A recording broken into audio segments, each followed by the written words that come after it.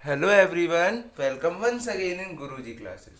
तो कैसे हो आप लोग? आज हम लोग डिस्कस करने वाले हैं हमारे chapter number 12 introduction to 3D geometry. तो चलिए इस चैप्टर को स्टार्ट करते हैं। तो जैसा कि हम जानते हैं, हमने 10th क्लास में 2D ज्योमेट्री तक पढ़ा था। 2D ज्योमेट्री में क्या होता है, कुछ वो इस तरह से पॉइंट्स होते हैं। दो पॉइंट्स जो होते हैं उनको हम कंसिडर करते हैं एक ऐसे कोऑर्डिनेट एक्सिस में जिसमें सिर्फ एक्स और वाई एक्सिस होते हैं। इसको कहते हैं 2D। 3D क्या होता है? 3D में हमारे तीन एक्सिस होते हैं, एक्स वाई जेड। यानी कोई भी चीज लाई करेगी वो एक्स वाई और जेड के बीच में लाई करेगी, है ना। इसको कहते हैं 3D। इसमें तीन होते हैं, जैसे उसमें दो होते थे, इसमें तीन होते हैं। कोई भी पॉइंट इनके बीच में लाई करता है। तो अब हम जानते हैं कि इसमें हमें क्या क्या पढ़ना है। सबसे पहले तो हमें तीन एक्सिस के बारे में पढ़ना है, X axis, Y axis and Z axis. ये तीन हमारे एक्सिस हैं। अब इसमें तीन प्लेन्स होते हैं। सबसे पहला होता है X Y plane. X Y plane क्या होता है? ये जो एक्स और वाई वाला जो प्लेन है, इसको एक्स वाई प्लेन कहते हैं। इसमें जेड के कोऑर्डिनेट्स नहीं होते, जेड यहाँ पे जीरो होता है ना। एक्स और जेड प्लेन क्या होता है? एक्स और जेड प्लेन में क्या होता है?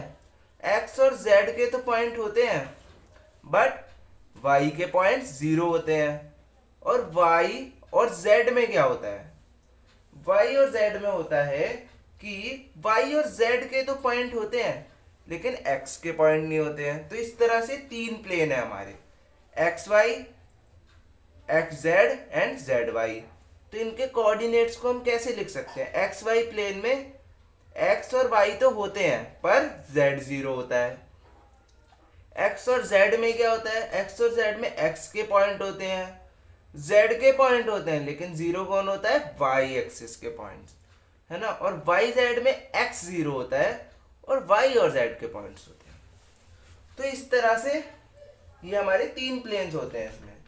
अब ये तीनों प्लेन मिलके इस एरिया को कितने पार्ट्स में डिवाइड करते हैं? इस एरिया को 8 पार्ट्स में डिवाइड करते हैं। जैसे हमने पढ़ा था ना कोऑर्डिनेट ज्योमेट्री में, कितने क्वाड्रेंट्स होते हैं इसमें? 4। इसी तरह से यहाँ पे ऑक्टेंट्स होते हैं। ऑक्टेंट्स क्यों बोलते हैं? ऑक्ट मतलब 8। यहाँ पे इस तरह से 8 हिस्से होते हैं। जैसे यहाँ पे 1 2 3 और 4 थे ना, यहाँ पे 8 होते हैं। तो जैसा कि आप ये पिक्चर आपको दिख रही होगी, आप इसमें देख सकते हैं कि 8 हिस्से कैसे हैं। पहले की तरफ एक आगे की तरफ निकला है, एक आगे की तरफ है, एक उसके पीछे की तरफ दिख रहा होगा, है ना। फिर एक नीचे की तरफ है, फिर उसके एक इस तरफ है, फिर एक आगे की तरफ है, फिर एक उसके पीछे की तरफ है, और फिर नीचे ही इसी तरह से एक आगे की तरफ है और एक पीछे की तरफ है ना। इस तरह से 8 क्वाड्रेंट्स हैं। एक बार नोटबुक पे भी देखते हैं बनाकर। जैसे क्वाड्रेंट्स कैसे होंगे? ये जेड है, ये जेड नेगेटिव है, ये एक्स नेगेटिव है और ये वाई नेगेटिव है ना। तो यहाँ पे 4 तरह से पॉइंट होंगे। एक तो आगे की तरफ, है ना, एक इस तरफ, एक इस तरफ, फिर एक इसके पीछे की तरफ, एक इस तरफ, इसी तरह से एक इस तरफ, एक इस तरफ, एक इस तरफ और एक इस तरफ। आप उस फिगर में देख पा रहे हैं क्लियरली, है ना, कि कैसे कैसे पॉइंट्स हैं। आपकी बुक में भी फिगर 12.1 में इसी तरह से पॉइंट्स दिखाए हैं, पर जो मैं फिगर दिखा रहा हूँ उसमें बहुत अच्छे से हैं। सबसे पहले एक ऊपर की तरफ, फिर बिल्कुल उसके नीचे ऊपर वाले में एक एक्सिस पॉजिटिव है ना, और नीचे वाले में नेगेटिव है वो।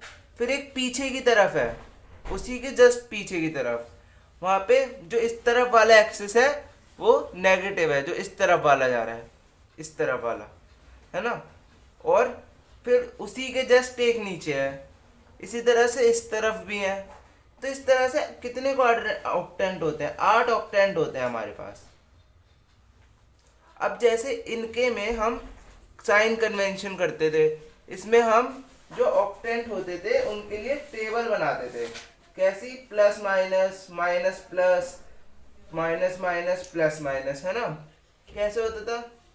पहले में दोनों प्लस होते थे, दूसरे में क्या होता था, एक माइनस का होता था, एक प्लस का होता था, फिर इसमें क्या होता था, एक प्लस का होता था, एक माइनस का होता था, है ना। और यहाँ पे एक प्लस एक माइनस इस तरह से होते थे ना। अब इसके ऑक्टेंट्स के लिए भी हम इसी तरह से टेबल बनाएंगे। तो ये हमने टेबल बनाई है, कितने हैं हम पे, 8 हैं, तो 8 कॉलम बनाएंगे, 1 2 3 4 5 6 7 और 8, सही है। ये हमने टेबल बनाई। यहाँ पे एक्स एक्सेस, वाई और जेड, ये फर्स्ट, ये सेकेंड, ये थर्ड, ये फोर्थ, ये फिफ्थ, सिक्स्थ, सेवेंथ, एट्थ। कैसे, अब इनको याद कैसे रखेंगे, हैं। तो याद रखने के लिए ट्रिक है, जो हमने ऊपर पढ़ा था 2D ज्योमेट्री में, उसमें क्या था, plus plus, minus plus, minus minus और प्लस माइनस, कुछ इस तरह से था। इसी को हमने एक्स वाई में लिख देना है रिपीट करके। सबसे पहले फर्स्ट में प्लस प्लस, इसी तरह से यहाँ पे प्लस माइनस, माइनस प्लस, यहाँ पे माइनस माइनस थर्ड के लिए और फोर्थ के लिए प्लस माइनस। अब इन्हीं को ना दोबारा यहाँ पे रिपीट करके लिखना है, plus plus, minus plus, minus minus, और एट्थ में क्या आएगा, एट्थ में आएगा प्लस माइनस, है ना। और जेड में क्या करना है, जेड में पहले 4 बार प्लस और 4 बार माइनस, इस तरह से आपकी टेबल बन जाएगी। सबसे पहले जो आपने ना क्वाड्रेंट पढ़े थे 2D के लिए, उनको ही लिख देना है सेम बिल्कुल, 2 बार, पहले एक बार पूरा, फिर उसी को रिपीट करके यहाँ पे दोबारा। और जेड के लिए क्या करना है, 4 बार प्लस 4 बार माइनस। तो ये हमारे सारे क्वाड्रेंट्स आ जाएंगे इस तरह से। अब सपोज 2 पॉइंट्स हैं, उन 2 पॉइंट्स के बीच में डिस्टेंस कैसे निकालेंगे। तो 2D ज्योमेट्री में हम कैसे डिस्टेंस निकालते थे, डिस्टेंस फॉर्मूला के थ्रू, है ना।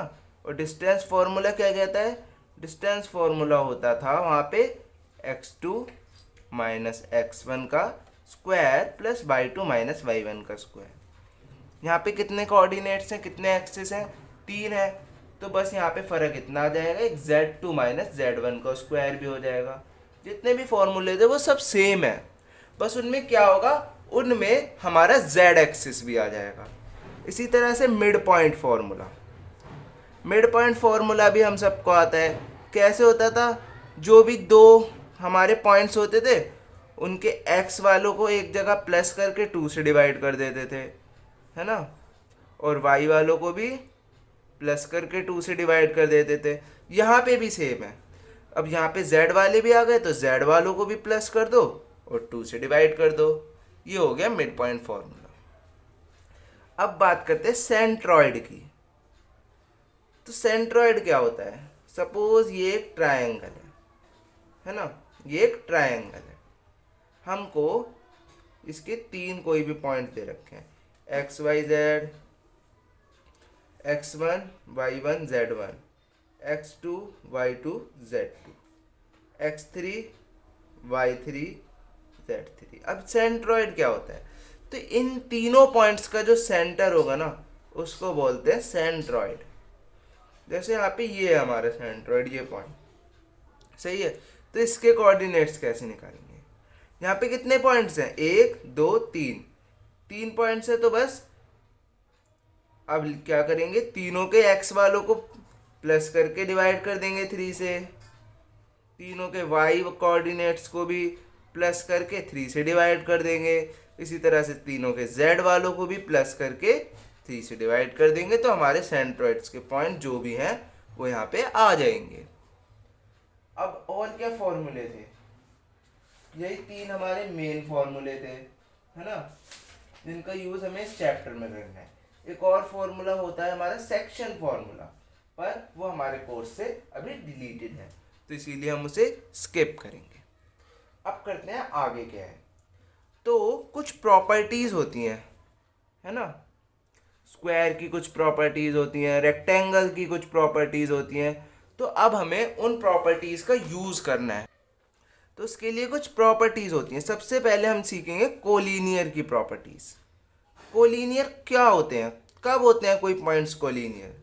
तो जब कोई तीन point, suppose P Q R, ये जब किसी एक लाइन पे लाई कर रहे होते हैं ना, तो वो होता है इनका कोलिनियरिटी, यानी वो एक ही लाइन पे है। तो कोलिनियरिटी में हम क्या कह सकते हैं कि कैसे पता चलेगा कि तीन पॉइंट जो है वो कोलिनियर है? तो इन दोनों का डिस्टेंस इस पूरे के डिस्टेंस के इक्वल होगा, यानी पी क्यू का डिस्टेंस प्लस क्यू आर का डिस्टेंस पी आर के इक्वल होगा ना। देखो लॉजिक देखो ना, पी क्यू और क्यू आर पूरा मिलके पी आर ही तो बना ना। तो P Q plus Q R अगर पी आर के इक्वल आता है तो हम क्या कहेंगे? हम ये कहेंगे कि भाई ये दोनों पॉइंट्स इक्वल हैं। इसको डिस्टेंस फॉर्मूले से हम डिस्टेंस निकाल लेंगे ना तीनों के, और उन्हें प्लस कर देंगे, बस ये हो गया कोलिनियर का। अब सेकंड होता है हमारा राइट एंगल ट्रायंगल का। एक थ्योरम पढ़ी थी हमने, कौन सी? Pythagoras theorem. क्या पढ़ी थी? पाइथागोरस थ्योरम हमने पढ़ी थी। वो क्या कहती है? हाइपोटेनियस का स्क्वायर परपेंडिकुलर और बेस के स्क्वायर के इक्वल होता है। सपोज ये कोई पॉइंट है पी क्यू आर, तो पी क्यू का स्क्वायर किसके इक्वल होगा? पी स्क्वायर, है ना, प्लस आर क्यू स्क्वायर। तो बस क्या करना है, इन तीनों की लेंथ निकाल दो, पाइथागोरस थ्योरम में पुट कर दो, अगर सेटिस्फाई हो रही है तो राइट एंगल ट्राइंगल है। सही है, ये दो प्रॉपर्टी हमने पढ़ ली मेन। अब अगर कोई ट्राइंगल स्केलिन या आइसोसेलेस है तो क्या होता है? तो देखो स्केलिन होगा ना, तो जो तीनों साइड्स की जब आप डिस्टेंस निकालेंगे ना, वो तीनों के तीनों अनइक्वल है। अगर all three sides are unequal, अगर तीनों की तीनों साइड्स जो हैं अनइक्वल आ रही हैं तो क्या होगा? स्केलिन होगा। आइसोसेलेस कब होगा? जब दो साइड्स तो इक्वल हैं बट एक साइड अलग है। तो हम क्या कह सकते हैं? Any two sides are equal, कोई भी दो साइड इक्वल होंगी। समझ आ गई ये तीन पॉइंट। सबसे पहला होता है हमारा टाइप ऑफ क्वाड्रिलेटरल में स्क्वायर। स्क्वायर की प्रॉपर्टीज क्या होती हैं? इसकी सारी साइड्स जो होती हैं, ऑल साइड्स आर इक्वल, इसकी सारी साइड्स इक्वल होती हैं, और दूसरे इसके डायगोनल्स इक्वल होते हैं। तो अगर हमसे पूछा जाए कि प्रूव करो स्क्वायर है तो क्या करोगे? तो हम क्या करेंगे? हम ये करेंगे कि देख लेंगे कि अगर सारी साइड्स इक्वल है और इसके डायगोनल्स भी इक्वल हैं तो ये स्क्वायर है। उनकी लेंथ निकाल लेंगे और चेक कर लेंगे। फिर रेक्टेंगल। रेक्टेंगल क्या कहते हैं? रेक्टेंगल कहता है कि अपोजिट साइड्स, क्या कहता है? अपोजिट साइड जो है ये इक्वल है। ये तो हमें पता ही है, अपोजिट साइड्स आर इक्वल, है ना, और डायगोनल्स भी इक्वल होते हैं। ये होता है हमारा रेक्टेंगल। रेक्टेंगल के लिए हमें ये देखना पड़ता है। तीसरा होता है पैरेललोग्राम। इसमें क्या होता है? इसमें क्या होता है? अपोजिट साइड्स जो है वो इक्वल होती हैं। Opposite sides are equal but क्या अनइक्वल होता है? डायगोनल्स जो होते हैं वो अनइक्वल होते हैं, है ना, डायगोनल्स जो होते हैं वो अनइक्वल होते हैं। और चौथा क्या होता है? चौथा होता है हमारा रोम्बस। रोम्बस क्या कहता है? कि सारी साइड्स जो है इक्वल है, ऑल साइड्स आर इक्वल। फिर अनइक्वल क्या है? डायगोनल्स। क्या इनइक्वल है? डायगोनल्स। तो इस तरह से ये हमारे टाइप्स थे। क्या क्या डिफरेंस है इन दोनों में? क्या डिफरेंस है कि साइड्स तो इक्वल है, साइड्स तो इक्वल है स्क्वायर की, बट रेक्टेंगल की अपोजिट है, और डायगोनल्स दोनों के इक्वल है। इनमें क्या डिफरेंस है? इनमें भी यही डिफरेंस है, डायगोनल्स दोनों के अनइक्वल है, पर साइड्स अपोजिट और ऑल साइड्स का फर्क है। तो बस ये चीज़ें, हमें ये प्रॉपर्टीज़ को ध्यान रखना है और इसके थ्रू क्वेश्चंस को आगे करना है। तो अब हम मिलेंगे अपनी एक्सरसाइज के साथ। तब तक के लिए बाय। चैनल को लाइक करें, सब्सक्राइब करें, शेयर करें।